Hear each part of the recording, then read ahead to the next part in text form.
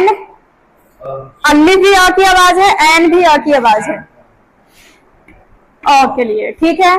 तो रैन, कौन सा ग, गगेतर बिंदी वाला है, ठीक। फे, ह की आवाज, क्वाफ, क की, क पर बिंदी। यहाँ पर काफ खाली वाला रहेगा नॉर्मल। अगर क्यू से कुछ लिखना है तो क्वाफ लगेगा, जैसे हमने लिखना है कलम, तो कलम में क्या है, क्वाफ लगेगा, क पर बिंदी वाला। अगर हमने लिखना है सीधा काम तो काफ लगेगा, ठीक।